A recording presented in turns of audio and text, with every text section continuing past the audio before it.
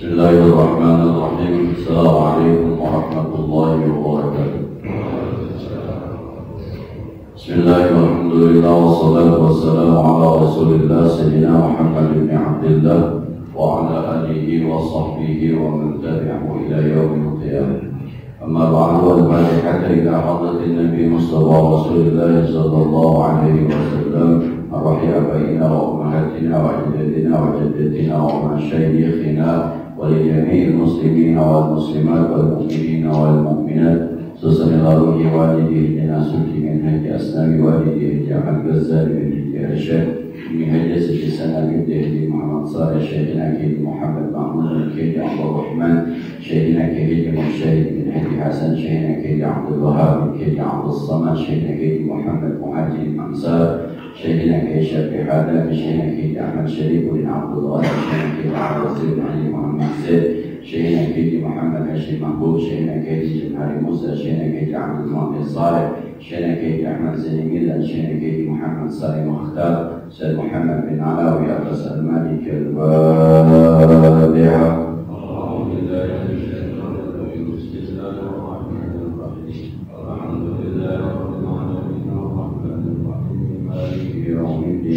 إياك نعبد وإياك نستعين اهدنا الصراط المستقيم صراط الذين أنعمت عليهم غير المغضوب عليهم ولا الضالين.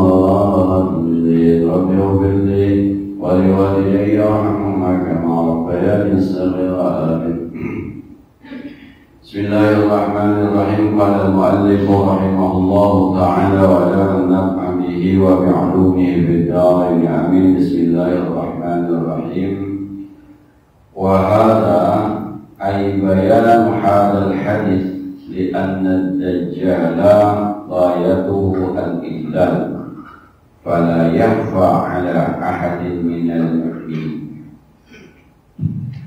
Dan ini kata Imam Ghazali penjelasan hadis minggu lalu yang kata Nabi ada yang lebih aku takutkan dibanding Dajjal. Apa itu Rasulullah?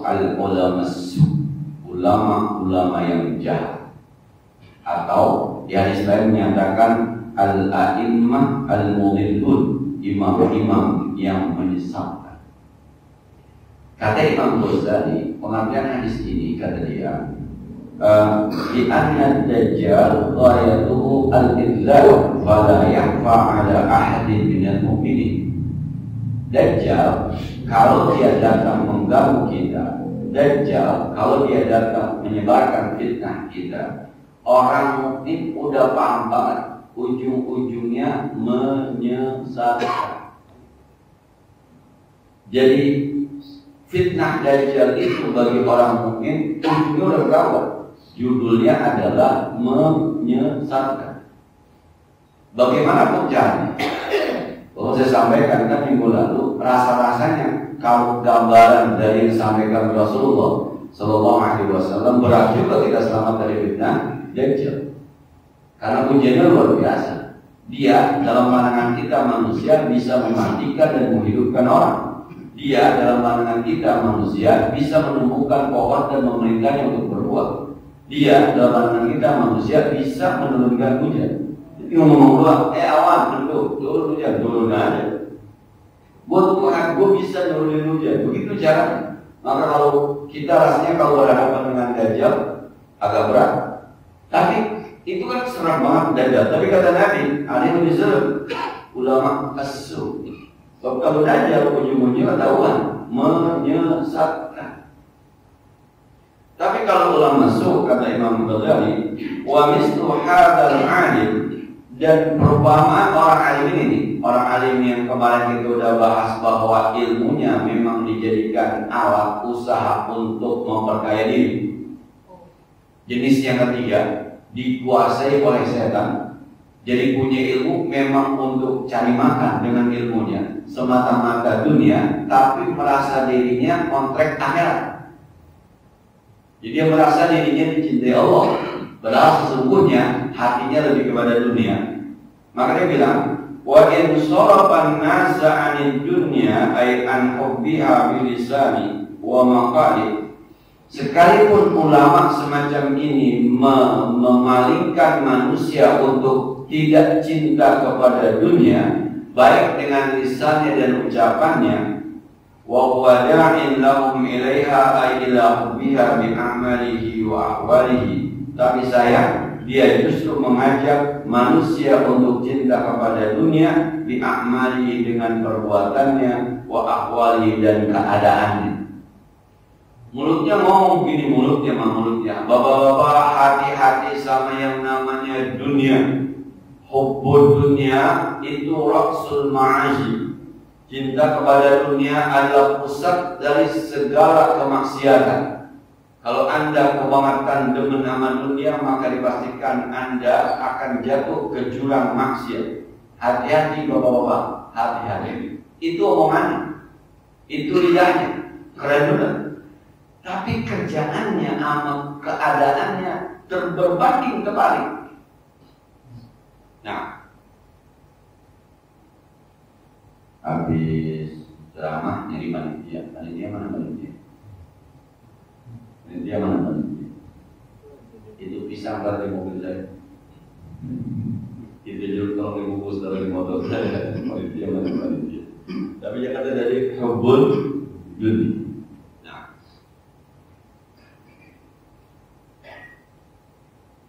Lidahnya mengajak orang jangan cinta kepada dunia, tapi keadaan dia, tapi perbuatan dia lebih menunjukkan bahwa dia cinta kepada dunia.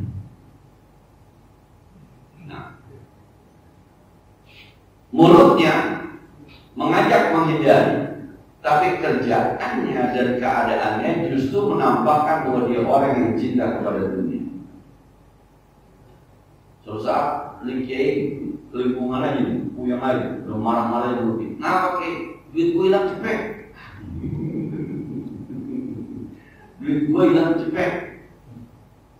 Mana sialan? Apa tuh bahasanya itu bahasanya? Dan mulutnya berkata nih, wah, kalau orang yang dalam tanda petik mungkin yang sudah pada level yang nabi itu kan biasa aja.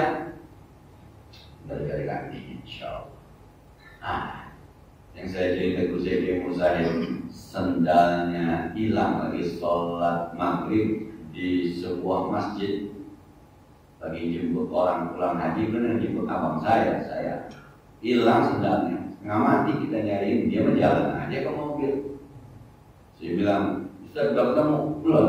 Udah biarin mulai timbang sendal sih, mungkin ada orang demen nama sendal Ustaz. Besok udah bilang katanya mana DKM, sendal gue hilang. Jalan. Itu sambil jalan, saya bilang bisa digede-gede, nggak usah deh, udah datang naik di mobil. Jadi kakinya nggak dipakai, senang dipakai, habis itu naik di mobil. Jadi dari masjid dan ke parkiran, saya pikir udah ketemu jalan aja, dan itu nyeker. Saya bilang tadi dia nggak usah. Rupanya ada yang depan sama sendal Ustaz. Jadi besok kita bilang sendal sih, enak aja sendal. Artinya kan perbuatannya dengan keadaannya menunjukkan bahwa memang tidak terikat dengan dunia ini dia. Kapan-kapan kalau di WC kamar tetangga basi, jangan dinilai WC-nya mulai. Ketika nama kita ada di hatinya, mulai bawahi. Luar biasa, berarti dia cinta sama. Kenapa kita dibawahi? Sebab ada nama kita di hati. Soalnya kita buka basi itu perkara, itu kan makanan biasa tidak dapat tempat lain biasanya. Lebih baik kalau soal rasa, tapi ada nama kita di hati. Kadang-kadang juga waktu momen itu juga, oke mau saya itu saya kalau biarin aja. Nah, Kiai Muhammad Soleh kan dia termasuk orang yang lebih berzikir. Pernah ada orang tulis di sebuah surat kabar dalam petik mengkritik, memaki-maki lembaga zikir yang dia ada di dalamnya. Teman-temannya itu sama namanya Kiai, Masya Allah orang mengingat, oh maksud dia mana, ayo dia pengen kata Kiainya, biarin aja orang di Indonesia kita tahu, nanti kali dia tahu bahwa begitu kan. Nah, tapi kan ada yang dikit-dikit lapor ya. Polisi kita 5 tahun 10 tahun ini kebanyakan memang laporan yang nggak berguna, Urusan begitu aja lapor, begitu aja lapor. Akhirnya kebanyakan yang lapor. Banyak orang masuk penjara gara-gara urusan sepele sekarang. Nah, dan ulama yang adalah ulama yang mulutnya, lidahnya mengajak orang untuk tidak terikat dengan dunia, tapi justru pekerjaan dan keadaannya menampakkan bahwa dia cinta kepada dunia. Ini yang kata Imam Ghazali mengkhawatirkan. Kenapa? Sebab walisanul hali antaku ay awdahu dilalatan ilal muradi. Sebab yang namanya ucapan perbuatan, yang namanya keadaan jauh lebih ngepek dibanding ucapan. Bapak-bapak jangan terikat sama dunia, ya. Jangan cinta sama dunia, ya. Ternyata kiainya punya motor di rumah P5, anaknya cuma 2. Maka orang tak bilang, oh kalau 5 mah belum cinta sama dunia. No, kiai 5 punya. Nah, ternyata kiai healing. Dia pulang jalan-jalan, dia pulang jalan-jalan. Oh, kata orang, kalau dia pulang jalan-jalan mah bukan bertekan termasuk cinta kepada dunia. Tuh kiai kita. Jadi akhirnya yang dia ucapkan itu tidak lebih bisa dipahami dibanding yang dia berbuat. Ini dia khawatirkan. Oh, ternyata dia khatib Jumat jadi penceramah pakai tarik, bukan masuk cinta sama dunia. Tuh guru kita udah kali lagi nanya bapak di amplopnya. Jadi dia khawatirkan. Maka besok yang di bawahnya tuh murid-muridnya khawatir besok akan ketularan semacam itu. Karena menganggap ini sah, menganggap ini boleh, karena gurunya, karena kiainya jalan. Nah, oh kalau kiai jadi pejabat bukan cinta sama dunia ya, gitu kira-kira. Maka besok-besok banyak kiai yang jadi pejabat karena di atasnya. Yang dikhawatirkan. Kalau Dajjal jelas sesat, Dajjal jelas menyesatkan. Kalau ini kan silent. Ini silent kan. Mulutnya mengatakan jangan cinta kepada dunia, jangan cinta kepada dunia. Saya pernah ditelepon sama penceramah yang tidak undang, paling penting ditelepon ditanya, maaf panitia emang semua makhluknya berapa? Mungkin tidak sesuai dengan pasaran, mungkin maaf, tidak sesuai dengan pasaran waktu itu. Dan kalau panitia saya ditelepon tadi, mohon maaf sekian, oh iya.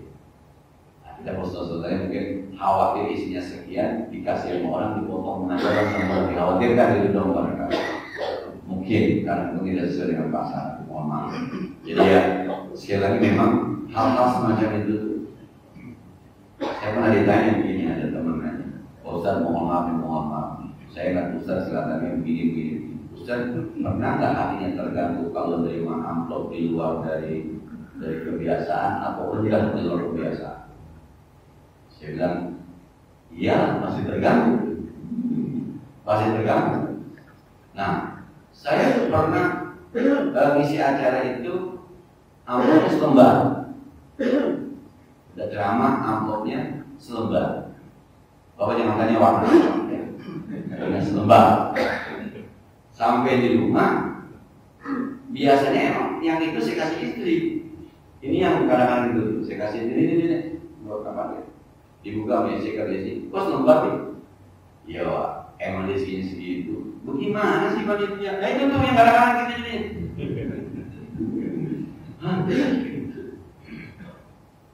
Jadi ya, memang ini hal-hal yang subhanallah. Godaan ini luar biasa. Jadi saya juga ngajarin Pak dan juga sebenarnya sebab saya termasuk orang yang hatinya masih suka ada rasa ketika hal-hal. Teman saya pernah juga Pak dikasih amplop itu isinya ribuan, 3 lembar, 3.000. Saya bilang sama teman, mungkin yang dia masukin mungkin di 50 atau 100, kira-kira 300 birunya sama. Akhirnya masukin, jadi 3.000. Udah. Tapi tetap aja kan, wih 3.000.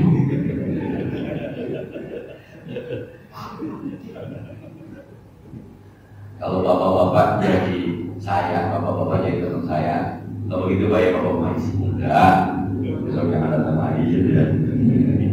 Dia sekali lagi nih emang. Tapi ada orang-orang yang memang ya itu pakai target. Jadi memang ilmunya digunakan untuk itu. Makanya sama-sama saya dari kita semua ya bapak-bapak. Ini bukan berarti dalam tanda petik itu salah, bukan khawatir doang nanti kita tidak sampai kepada tahapan hakikat dan ma'rifat ketika ingin kita ingin mengenal Allah Subhanahu wa ta'ala. Dan ini ada pembicaraan tentang kata-kata wa min nusahi al-sahu ay al-hal min lisanil maqali wa tiba'un nasi ila musa'adati bisinil muhmala thumma bil aini ay mu'awanati fil a'mali amyalu ay aksaru mailan ilaiha minal mutaba'ati fil aqwal. Kata Imam Ghazali, sebab ucapan dengan keadaan, ucapan dengan perbuatan jauh lebih fasih, jauh lebih bisa dipahami dibanding ucapan dengan maqal. Dan waqti'un nasi ila musa'ada, kebiasaan manusia rasa manusia untuk membantu fi amal dalam perbuatan itu amyal jauh lebih condong ilaiha minal muta'abati fil aqwal dibanding dengan mengikuti perkataan. Jadi kalau ada orang misalnya pengumuman kerja bakti itu nggak tertarik, kurang tertarik dibanding udah ada yang kerja di jalanan. Pastilah udah ada yang kerja.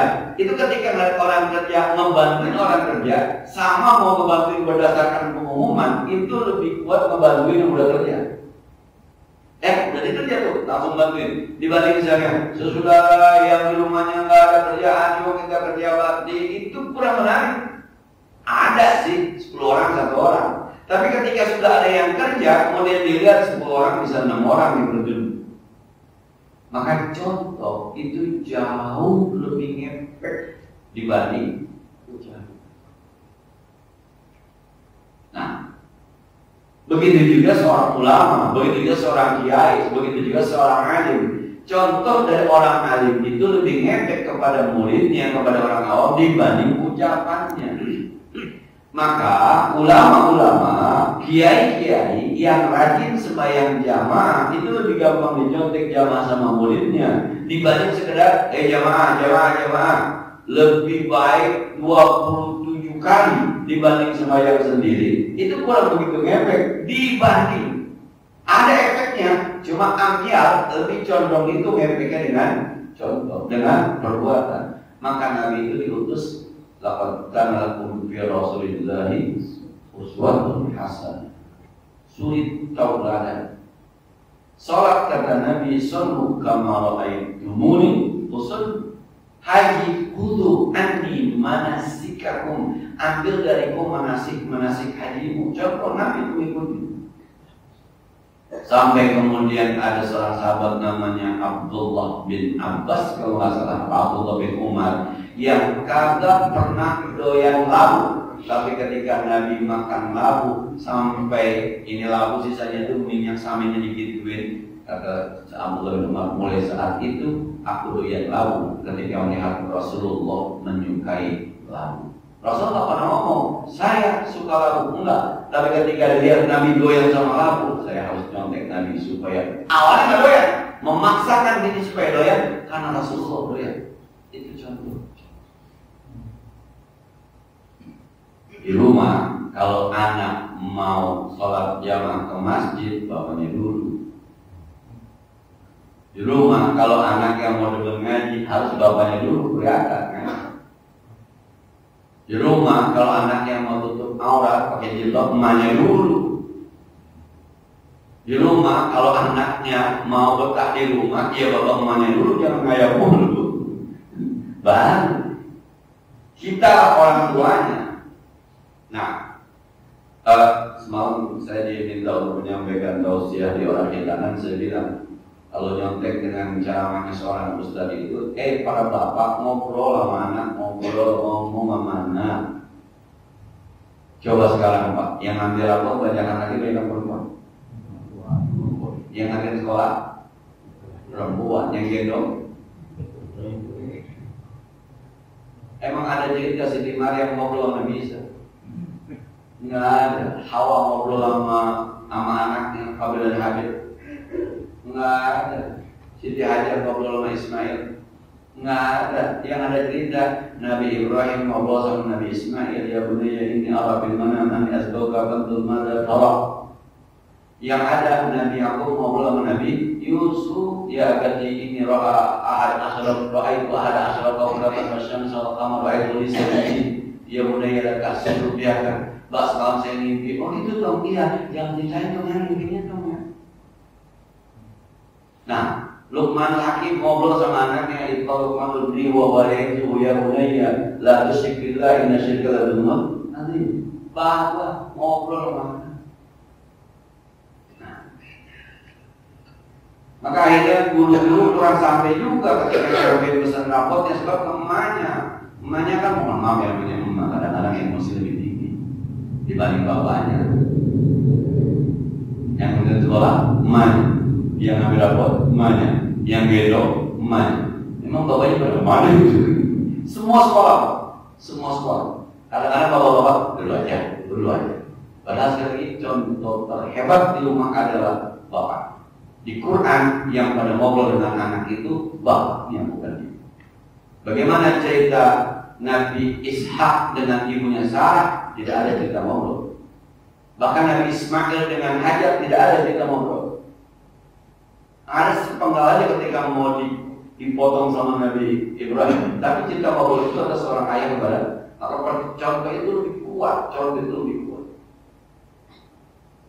di sekolah dia guru yang harus mencontohkan. Maka saya sudah bilang guru harus rapi pakaiannya supaya muridnya itu bisa rapi. Guru harus santun bahasanya supaya murid itu bahasa santun. Guru harus rajin mengajarnya, jangan terlambat supaya murid itu tidak terlambat. Kan nggak enak ketika murid terlambat. Kamu kenapa terlambat? Bapak anak terlambat, ibu anak terlambat, kan nggak enak. Nah, jadi begitu juga seorang ulama. Ulama itu yang jadi panutan lebih kuat adalah pekerjaannya, lebih kuat adalah keadaannya, bukan omongannya. Omongan itu tidak begitu kuat, bisa ngefek, tapi cuma 30% kira-kira gitu ya. Tapi perbuatannya, keadaannya itu bisa ngefek di atas 70%. Dajjal, kira-kira gitu. Dajjal itu udah jelas menyesatkan. Tapi kalau ulama-ulama su itu luarnya kayak orang benar, tapi dalamnya, maka orang akan bilang boleh. Kenapa? Dulu aja kayak kita begitu. Boleh. Dulu aja kayak kita begitu. Nah, ada kayak joget dangdut kan repot ya. Di panggung joget begitu.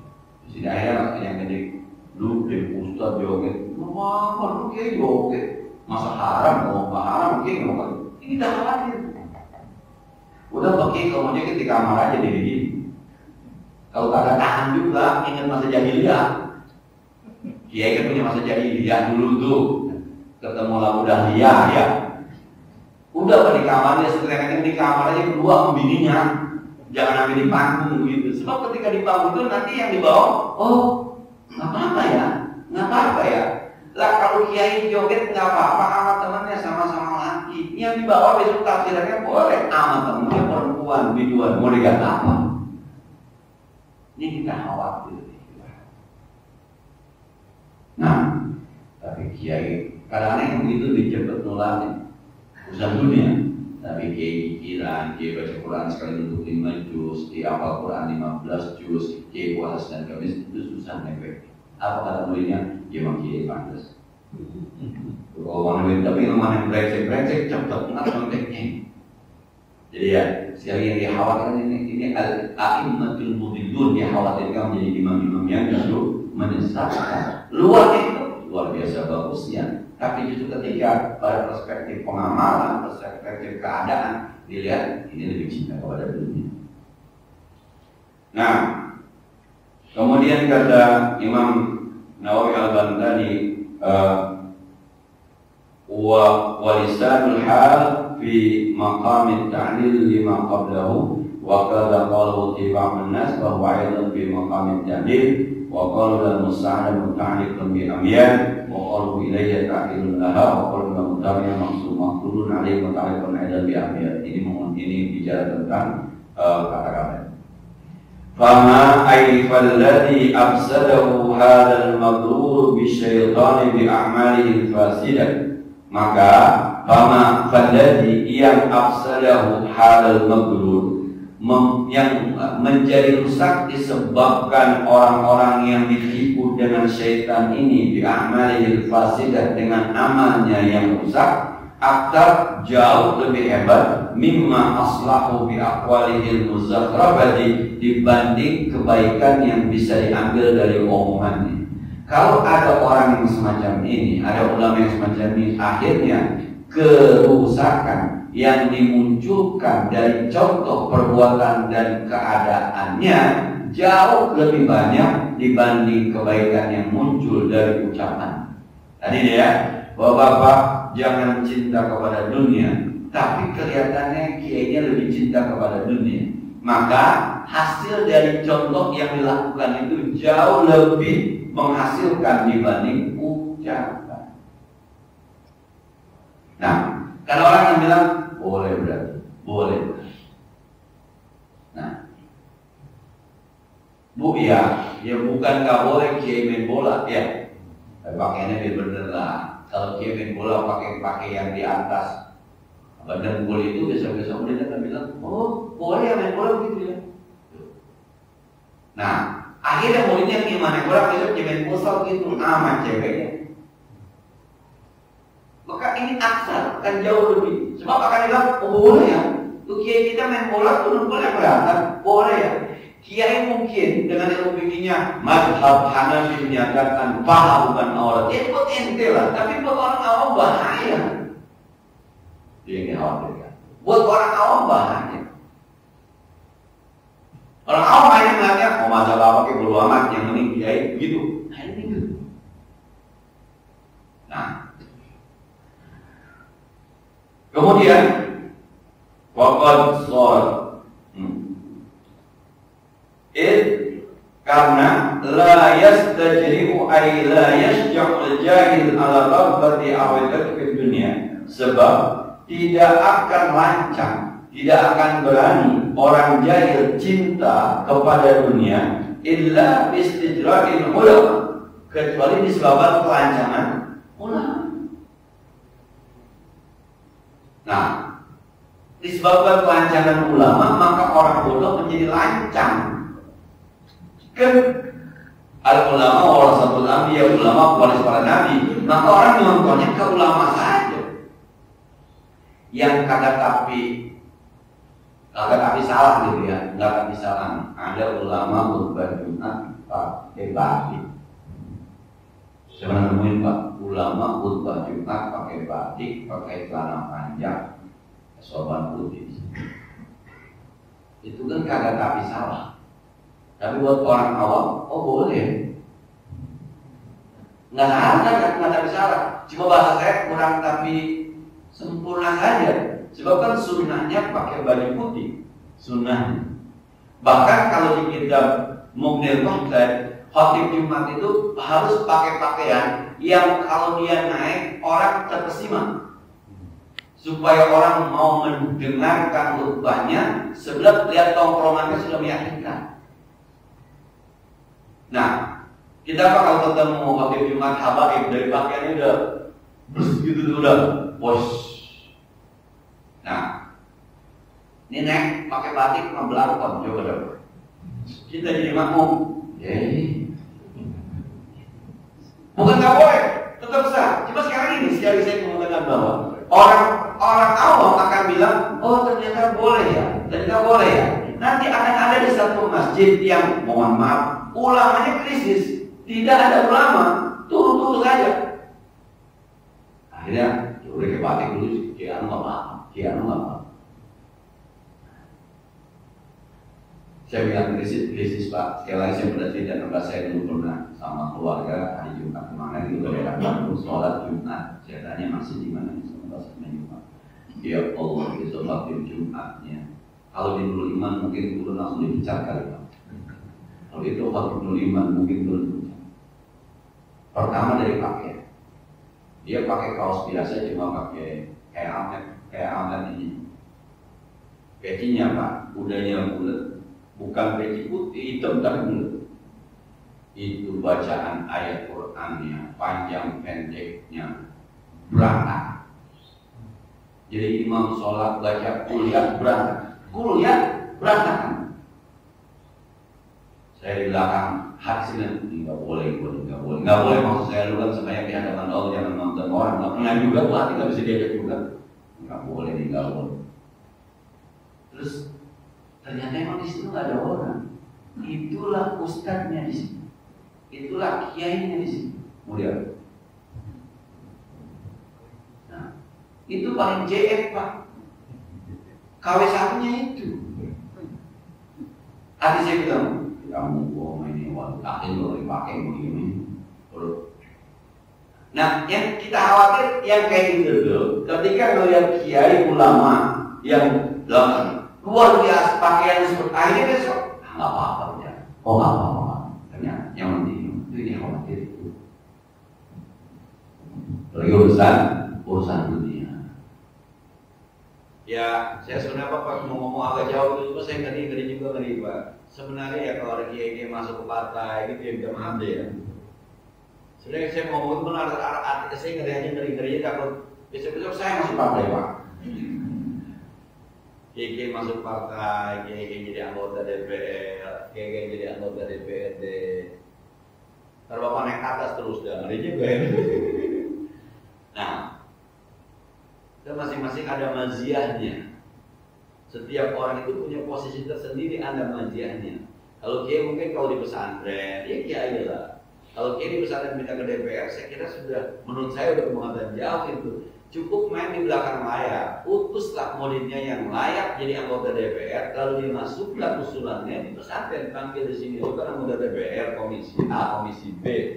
Ini bagaimana? Nah ini di belakang layar.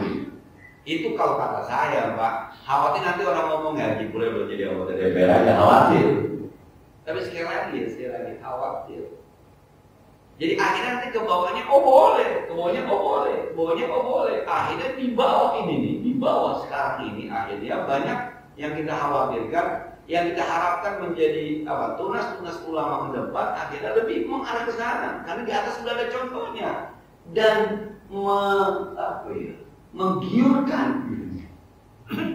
menggiurkan. Ada yang tidak sama saya, gaji mana?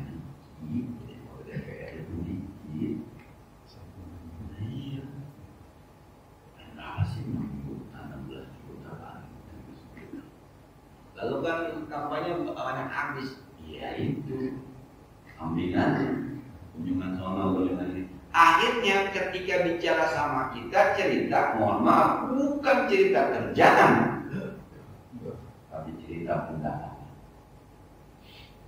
Nah, ini yang saya sebenarnya dari ngomongin motivasi, tapi rasanya begitu aja jemplos juga sih. Dari khawatir tadi yang di bawah nih, yang di bawah.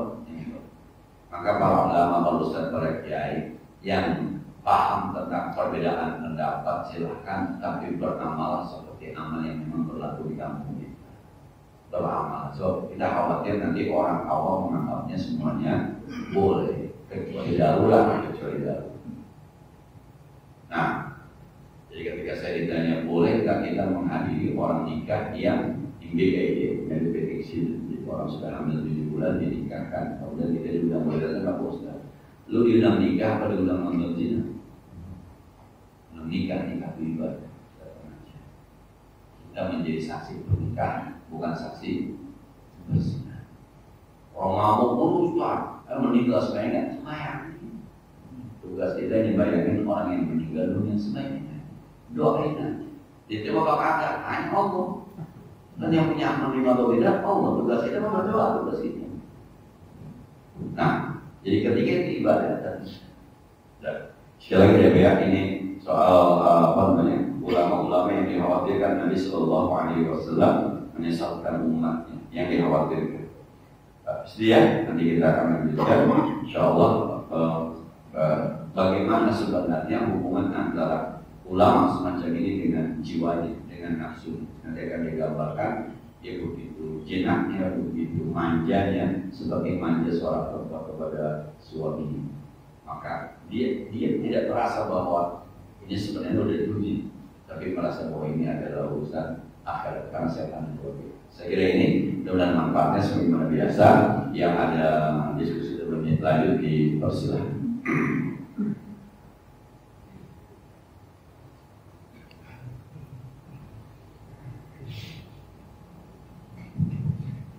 Assalamualaikum warahmatullahi wabarakatuh. Ustaz, saya mau tanya satu aja.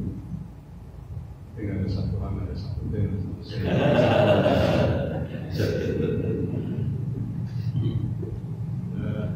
Di minggu yang lalu kita bahas soal mencari ilmu.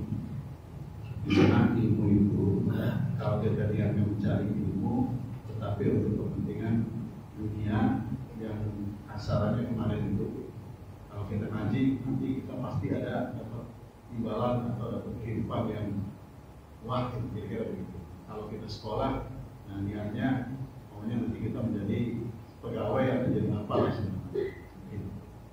Nah ini yang jadi masalah saya itu, kita kan selalu mendidik anak,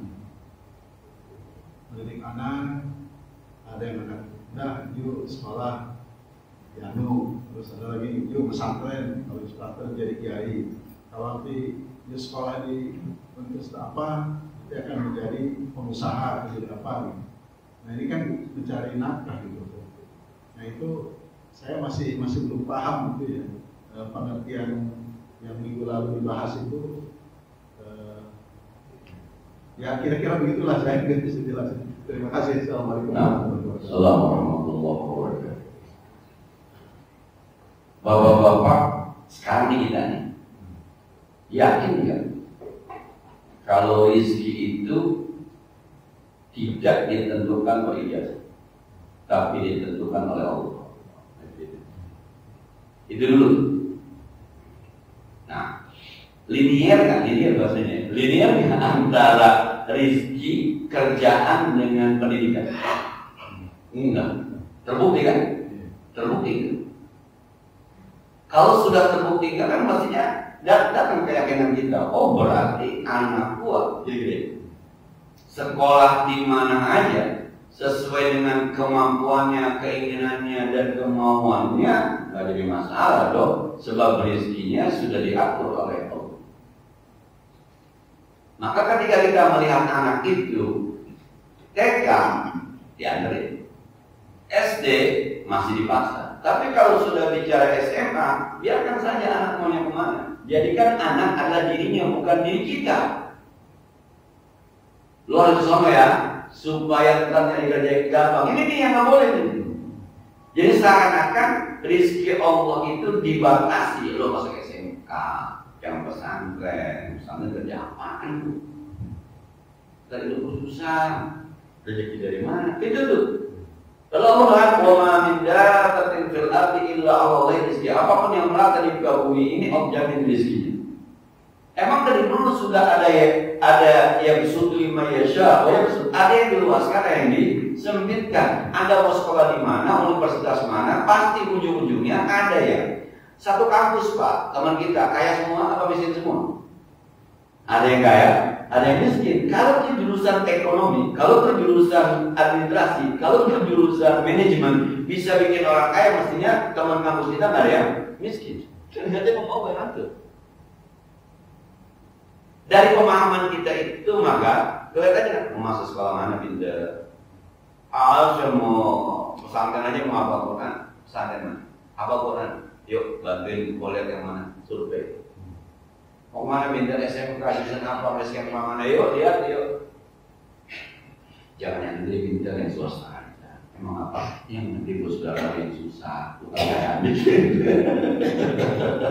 Kalau masuk situ akhirnya ada orang susah mestinya gratis jadi bayar. berarti anak sekolah sesuai dengan kemauannya, sesuai dengan kemampuannya, sesuai dengan, bukan soal ijazahnya, bukan soal. Kan banyak orang yang mengarahkan anak ini semuanya jadi kerjanya gampang. Itu tuh yang saya bilang kemarin, nuntut ilmu karena dunia jadi. Nah, biarkan saja anak menjadi dirinya sendiri. Jangan anak menjadi kita. Kita adalah dia. Tugas kita ini amanah. Toh ujung-ujungnya nanti sudah hormat. Inna akramakum indallahi atqakum. Ini sarjana agama masuk, sarjana ekonomi masuk, sarjana teknik masuk, sarjana komputer masuk. Karena yang paling mulia bukan yang paling kaya, tapi yang paling bertakwa. Anak kita bisa mulia dengan takwanya walaupun jurusannya teknik, gitu. Walaupun jurusannya kedokteran, walaupun jurusannya kiai, gitu, SAG, sarjana agama, SPB, sarjana, semuanya bisa. Itulah yang kalau kita sadar bahwa ternyata rezeki tidak ditentukan dengan pendidikan, maka biarkan anak kita sekolah sesuai dengan apa yang dia inginkan, sesuai dengan yang muncul. Maka kan kalau di SD semua pelajaran dikasih, di SMP semua pelajaran dikasih, di SMA semua pelajaran dikasih, supaya melihat ini potensinya gimana. Maka jadi guru jangan maksain murid. Guru fisika pengen semuanya murid bisa dilihat. Enggak Pak, 2 aja sekelas berkeren.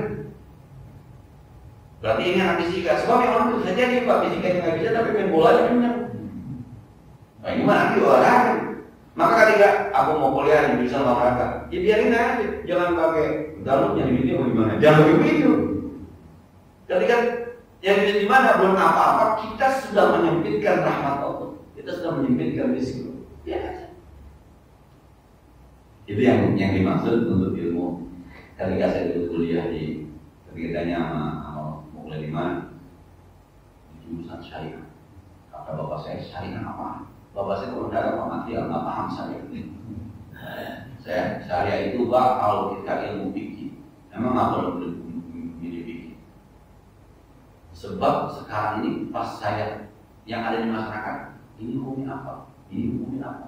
Ini hukumnya apa? Waktu itu belum ada, mana dalilnya, belum ada waktu itu. Ini harus dijawab. Jadi, ketika saya kuliah ada tanganannya, kuliah apa? Syariah, jurusan al-ahwat asy-syakhsiyah. Jurusan apa itu? Al-ahwat asy-syakhsiyah, hukum keluarga.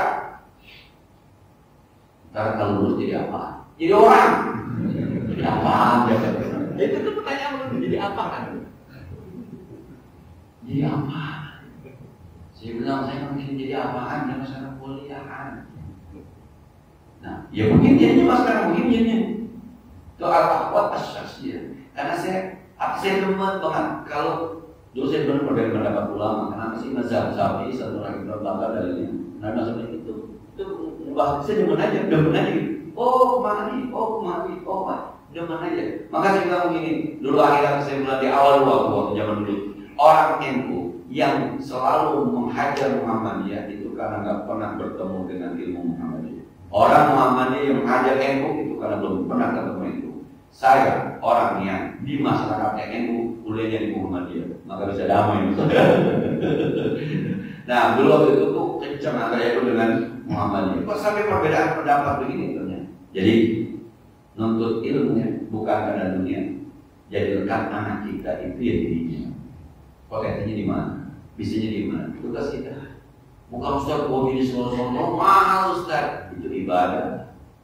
Jauh Ustaz, itu ibadah. Kan begitu. Pemaparan wajibnya wal insaillah. Ya. Nah, lagi. Ya.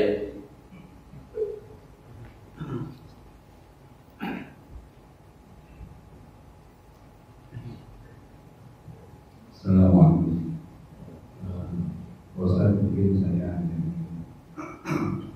mohon penjelasan. Ketika kita membimbing seorang ulama, misalnya kiai, kemudian kita memberikan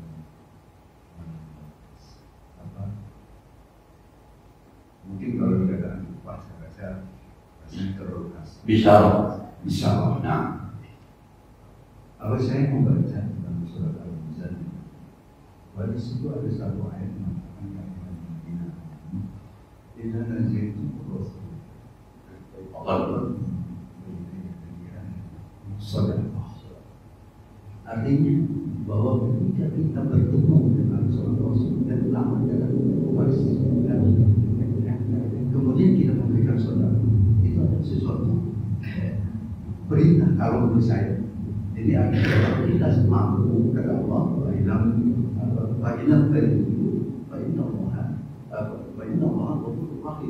kalau kita tidak mampu, maka Allah mampu. Kemudian di ayat berikutnya dikatakan bahwa apakah kita takut miskin kalau kita begitu? Artinya tidak salah ketika kita memanggil seorang ulama, seorang ustaz terus memberikan saudara sesuai dengan kemampuan kita.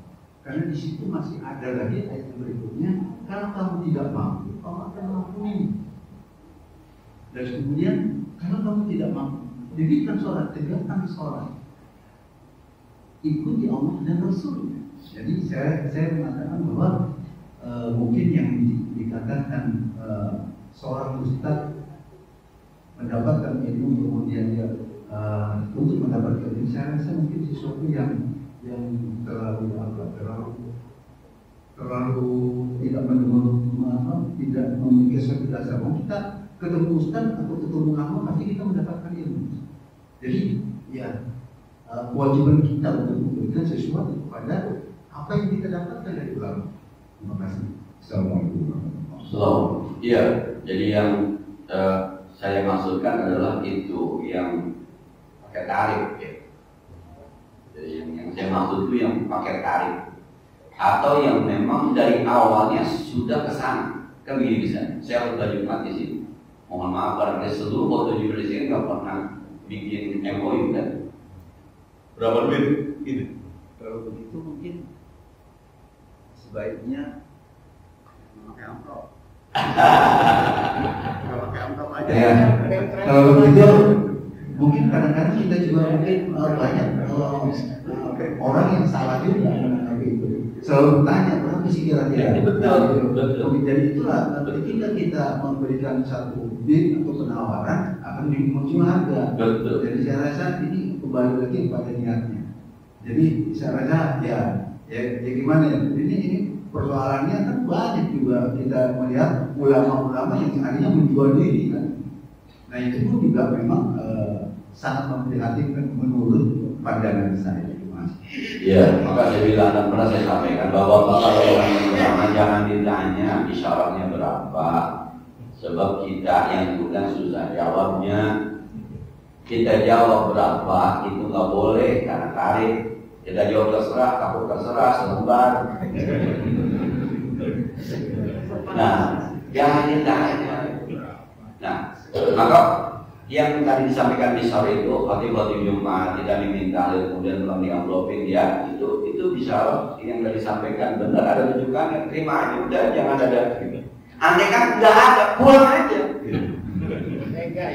iya entar pasti nyusul kelupaan kalau nggak ada pulang aja jangan dibilang berapanya kemudian bahasa jangan pakai kapok besok nggak kalau di mana lagi dah emang apa saya gitu itu yang dia khawatirkan. Jadi betul bahwa ketika kita datang ke ruang seorang ulama, kita mengundang guru, ada ilmu yang diberikan, ada nasihat disampaikan, kemudian dalam tanda petik ada bisyar yang kita berikan, itu wajar.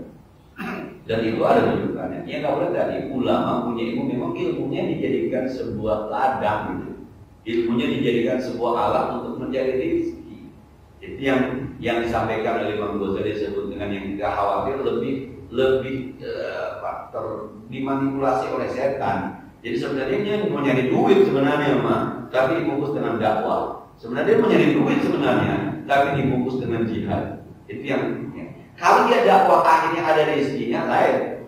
Kalau dia jihad menang harta ghanimah itu lain. Jangan dari awalnya sudah. Itu yang saya maksud tidak dibolehkan. Nah, itu yang perlu ada manfaatnya. Al-Fatihah. Bismillahirrahmanirrahim. Alhamdulillahirrahmanirrahim. Maliki yawmiddin. Iyyaka na'budu wa iyyaka nasta'in. Ihdinas siratal mustaqim. Siratal ladzina an'amta 'alaihim ghairil maghdubi 'alaihim waladdallin. Allahumma shalli wa sallim wa barik wa barik 'ala sayyidina Muhammad wa 'ala ali sayyidina Muhammad. اللهم انفعنا بما علمتنا وزدنا علما ينفعنا ربنا زدنا علما نافعا وفهما صائبا ولسانا ذكرا وقلبا شاكرا اللهم استخدم الحجاج والكذاب والمسافرين ببرك وبحرك وجوك من أمة محمد أجمعين اللهم اجعل حجهم مبرورا وسعيهم مشكورا وذنوبهم مغفورا وأمواتهم مقبولا وزيارتهم متقبلا اللهم ردهم إلى أوطانهم سالمين غنم بعيد مستبشر برحمتك يا أرحم الراحمين اللهم بلغنا أهل بيتنا وجماعتنا زيارة الحرمين صلى الله على سيدنا محمد وعلى آله وصحبه وسلم والحمد لله رب العالمين. السلام عليكم ورحمة الله وبركاته.